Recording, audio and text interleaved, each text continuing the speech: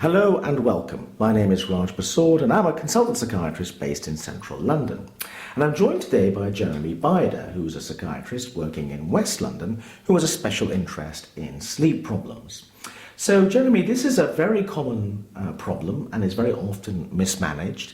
Let's start by talking a bit about the different kinds of sleep problems people can have, because they tend to think that insomnia or sleep difficulties are all the same thing, but there's a wide variety of different difficulties. Yeah, so I think as a member of the public thinking about sleep, I think people would generally classify themselves as either a good sleeper or perhaps a bad sleeper. Some people will go through patches of bad sleep. Some people find that they're not sleeping well for protracted periods of time. When patients or people suffering from problems with their sleep turn to sleep specialists, the specialist is really going to be looking for a variety of different disorders. So we're now quite good at thinking about sleep and classifying the types of problems people have, and they fall in a number of categories. So the most common one is actually insomnia. Insomnia is defined as difficulties falling asleep, difficulties remaining asleep through the night, or difficulties with early morning awakening, or sleep that does occur for a decent period of time but is unrestorative, so people wake up feeling unrefreshed. And this is all with adequate time to sleep, an adequate sleep environment that isn't noisy, for example. So that's a very common complaint, insomnia, and that really forms the bulk of the sort of sleep complaints that people will present with, particularly to their GPs or in primary care. And then there are a variety of other disorders. So there are a variety of things that can go wrong that can affect one's sleep. So things like obstructive sleep apnea. This is when the person doesn't manage to maintain their airway overnight, and as their brain becomes deprived of oxygen, they're aroused from their sleep, and actually their sleep becomes quite fragmented, and they wake up feeling very unrefreshed. Before going on to talk about some of the other disorders, I think an important point to make is that to meet the criteria for a sleep disorder, whatever the kind of sleep disorder, one needs to actually be suffering with daytime symptoms. So it's not enough to be sleeping badly at night, although of course that's quite distressing, but it's when it starts to affect function the next day, that's when we tend to worry about it and want to proactively treat the problem. So in other words, people may say I slept really badly, but if they're actually able to work okay day after day, and it doesn't interfere with their leisure activities or work, they're just complaining, then that makes it a psychiatrist or a sleep specialist suspicious that it's not a pure sleep disorder. Because that's quite crucial, isn't it? People often complain about the quality of sleep, yet it's very difficult to find sometimes that function during the next day has been interrupted. Yeah, so I think there's this idea out there, you know, there's the search and the desire for the perfect night's sleep, night after night, and that's not a reality and actually isn't necessary for, you know, function during waking hours. So I think we've got to be quite careful about defining the parameters of the disorder, and I think once it's starting to encroach on relationships, work, study, then it's become an issue, and then that's something that needs to be addressed. That's quite an important point, isn't it? Because just as the latest thinking about hypochondria is hypochondriacs have a view of perfect health, which may not exist, therefore they become hypervigilant for any symptom, whereas in fact a more realistic view of health is that most people have quite a lot of symptoms on an average day. Insomniacs, in my experience, if I can describe them that way, or people have trouble sleeping, often have unrealistic views of sleep. In other words, they have a notion that there is such thing as perfect sleep, and if they wake up in the middle of the night, they start to panic when they're awake, and so they get caught in a vicious cycle. So, oddly enough, part of the treatment seems to be more relaxed about not sleeping so terrifically. Would you agree with that? I would agree, and I think what comes quite naturally to us when we're younger, the idea of simply getting into bed and falling asleep, which is an involuntary process and happens without conscious effort. I think at some point, some people in their lives, for whatever reason, go through a stressful period. It might be a period when they're suffering from physical pain or a breakup of a relationship or financial worries or whatever kind of worry really, and their sleep is disturbed, they're feeling anxious, and that's somehow getting in the way of them being relaxed and falling asleep at night, when that's perpetuated over a period of time, even when the acute stressor that has triggered the poor sleep disappears and resolves, in the meantime they seem to have developed an anxiety around insomnia and anxiety around not being able to fall asleep. And actually it's that arousal at night and that conscious, determined effort to be asleep at whatever cost that actually gets in the way of what is and should be an involuntary process. So let's talk a little bit more about the assessment in a moment, but let's just finish talking about the different kinds of sleep disorders. There was insomnia, which we're going to talk about, I think, in more detail.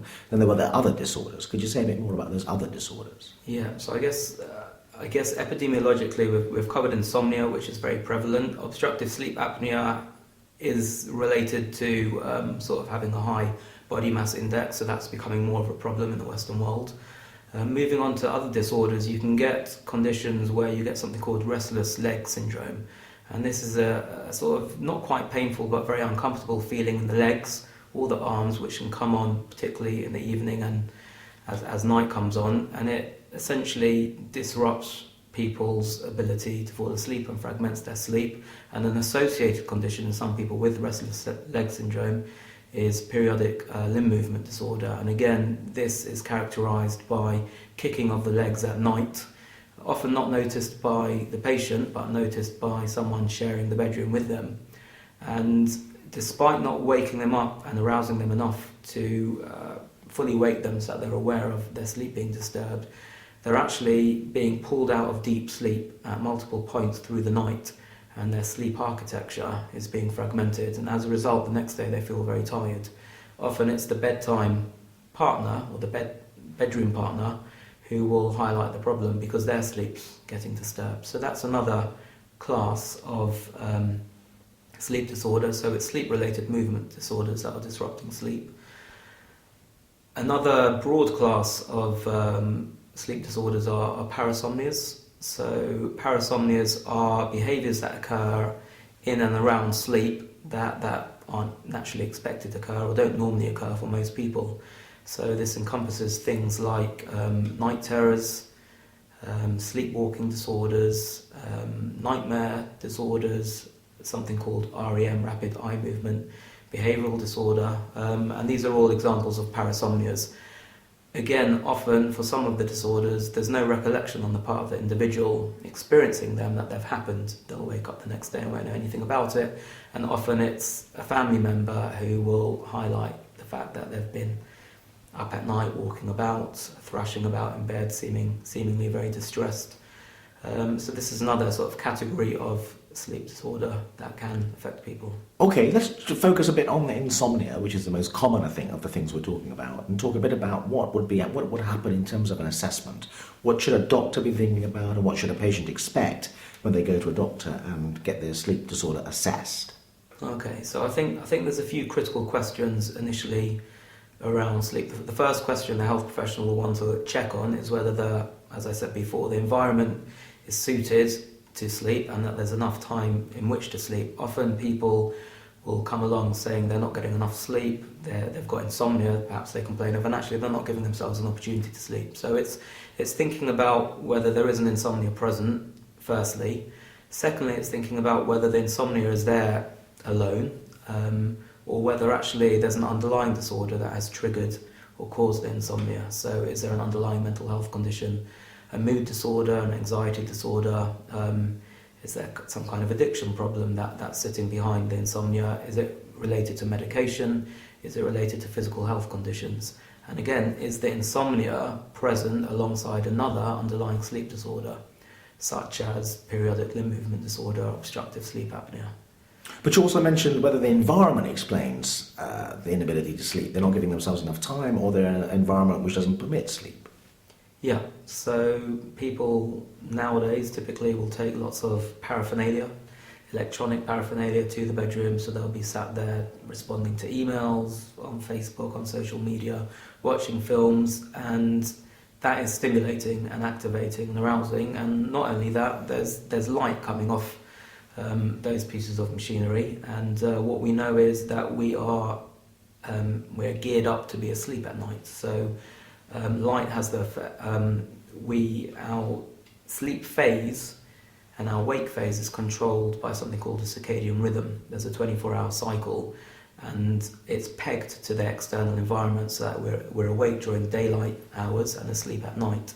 And if one's exposing oneself to lots of bright light in the evening, that can actually delay the onset of sleep. So that can compound the problem as well. So there are kind of questions taking the right history, and is it a primary issue, or is it secondary to something else? Now, a big controversial area in medicine is the sort of stampede to prescribing drugs to help people sleep. Should there be other things that people do first before reaching for the prescription pad? I think there certainly are. Yeah, I would very much agree with that. I think what's interesting about the stampede for medication is that it suggests that it's a problem that people seriously want help with. So I think behind that is the idea that people are distressed, people are finding their daytime function affected, and people are battling insomnia, often alone. It's not something that is terribly easy to speak about or people have very much time for. So I think it does represent a great need. Is medication the first answer? Certainly not necessarily. Often cognitive and behavioural techniques are very helpful and efficacious. They work very well in tackling the insomnia and actually eradicating it. So the way insomnia in some respects can sometimes be a learnt maladaptive process. It's something that we learn to do by doing all the wrong things in response to not getting enough sleep. So imagine someone who has some kind of physical pain related to an injury that keeps them up at night. The following day, over a period of a few weeks, that they're feeling tired, so they start having stimulants such as caffeine, nicotine, to wake themselves up. That's going to compound their problem and make it difficult for them to sleep the following night because they've still got these stimulants running around their system. Equally, people might turn to alcohol in the evenings when they're not sleeping to try and get themselves off to sleep. And again, we know alcohol is very bad for sleep, actually, and so it tends to compound the problem. People might catnap during the day. So people do lots of different things to try and solve the issue, but actually they make the issue worse.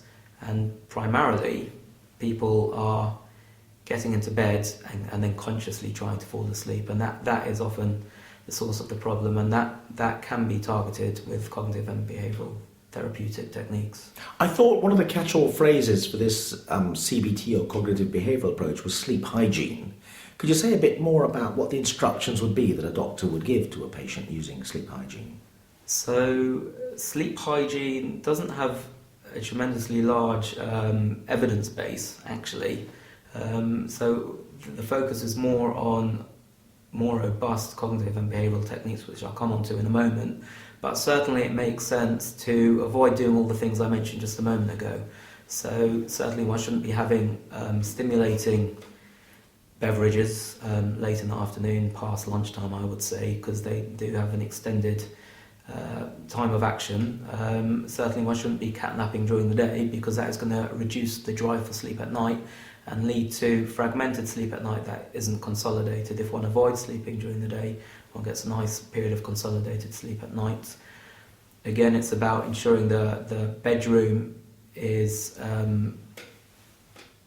conducive to falling asleep, and that's already bringing us on to a cognitive and behavioural approach that does have an evidence base. Let's talk about that then. Which is stimulus control. Okay, let's talk about that. So stimulus control is the idea that what you want to happen in your brain when you see your bed or your bedroom is a very strong association with sleep. So you respond to the environment with your brain deciding it's time to go to sleep, and that's what will happen. So it's about making sure the association with bed is all around sleep. So the only things that are allowed in the bedroom are sleep and sex.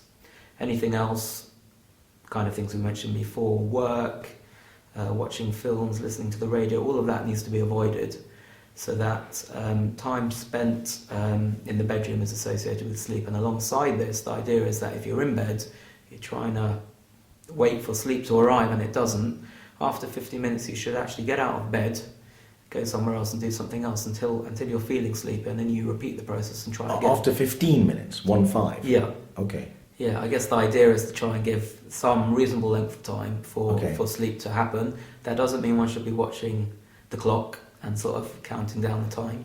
Okay. Because that's going to get in the way. But roughly speaking, 15 minutes. Yeah. Okay, and then you get out of bed, go to another room, do something else, and then come back to bed. Yeah. But what's this something else? Because that's often a bit controversial. Yeah, so there's something else shouldn't be something that's terribly stimulating or alerting. It should be something nice and relaxing, something enjoyable, something that will give you the chance to wind down. Okay. Yeah. So that's kind of like trading on a very old idea in psychology that you want the head or the brain or your mind to associate the bedroom with sleep and nothing else. Yeah. So you want to pair the two. Yeah. So only sleep occurs in the bedroom. Yeah. Yeah. And therefore the brain begins to realise that when it is in the bedroom, sleep is expected. Yeah. And nothing else. Yeah. And then the other sort of technique which has a very good evidence base again is sleep restriction. So that is about trying to consolidate sleep. So if one is actually sleeping for 6 hours a night, we don't want that person to be spending 10 hours in bed. That's going to mean they're going to be spending a lot of time getting quite aroused, anxious, agitated and frustrated, and that's going to get again in the way of sleep. And it's also going to mean they're going to have snatches of sleep here and there as opposed to a nice consolidated block of sleep. So we would tend to restrict the time spent in bed so that one's achieving an efficiency of at least 85%. We want 85% of the time spent in bed to be time that you're asleep. So we would restrict the time in bed. That might initially restrict the opportunity for sleep, and we would say don't catnap the next day. You are going to be tired possibly during the first week or two of this therapy, but as your need for sleep builds up, you will start to fill the time spent in bed with sleep, and then we gradually increase and unrestrict the time spent in bed, perhaps increasing it by half an hour at a time, and until again the efficiency drops off, and then we say, well, you're kind of spending enough time in bed now and you're getting enough sleep. And the other very important thing is to get up consistently at the same time each day, and that helps regulate your circadian rhythm. Doing it at the other end of the sleep phase, so telling people to go to bed at the same time every night doesn't work, because then you're getting into the problem of not feeling sleepy and lying awake in bed. So the idea is to get up same time every day during the working week, at the weekends, no matter how you feel, no matter how you've slept, and in the hope that you get into a fixed pattern of sleep. Yeah. So there's a lot more we could talk about with sleep, but we're running out of time a little bit. But what I do notice is when I try to issue instructions or advice to patients about sleep, compared to many other domains in psychology and psychiatry, they're quite resistant to behavioural change, because amongst other things it takes a while for these things to kick in, it takes a while for them to work. And they're frustrated because they're really very keen on a good night's sleep now. So that's why they want a tablet as opposed to behavioural changes. So what do you do to encourage them to try non-medication approaches? Yeah, so I think it's really quite simple, and I think it's about education. I think once one understands the process by which we fall asleep, once one is armed with that knowledge, it becomes very easy to follow through on the sort of behavioural techniques given. So what we very simply know is that there are two switches in our brains, one of which drives sleep and promotes sleep, and one of which promotes being alert and awake. These switches reciprocally inhibit each other. That means when one is on, the other one is off, and vice versa. So when in response to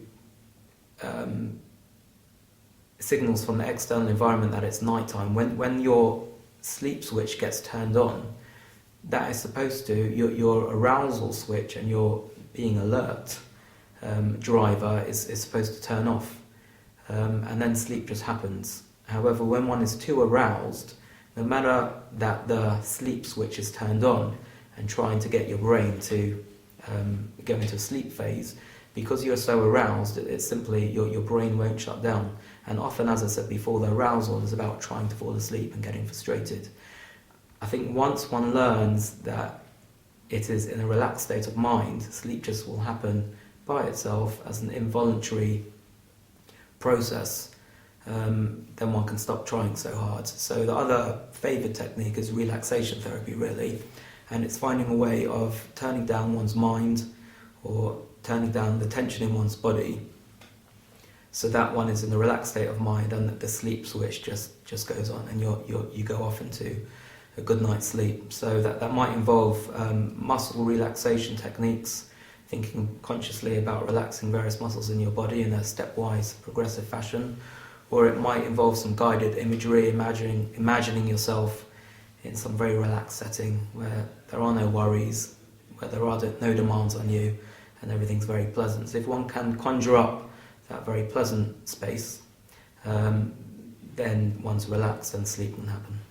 But I agree with everything you're saying, but I think that the issue is that people have to become more relaxed about not just sleeping, they have to actually be more relaxed about not sleeping, if you see what I mean. If they can be more relaxed about not sleeping, then sleep will come. There's a kind of paradox there. Yeah. Do you experience that in your practice? Yeah, so there is what we call cognitive distortions about sleep, and those should be challenged. So the idea is that people walk around with the idea, if I don't sleep tonight, I'm going to have the most awful day tomorrow, I won't be able to function. And actually they have been functioning to a degree and are likely to be able to function. And what we try to say to our patients is, yes, there might be a slight time delay in these techniques kicking in, and you might not even feel well rested tomorrow in response to the techniques you try tonight. But what we're trying to do is improve your sleep in the long term, and perhaps that's just a few weeks away. So persevere, and you will see those results. Jeremy Beider, thank you very much indeed. Thank you.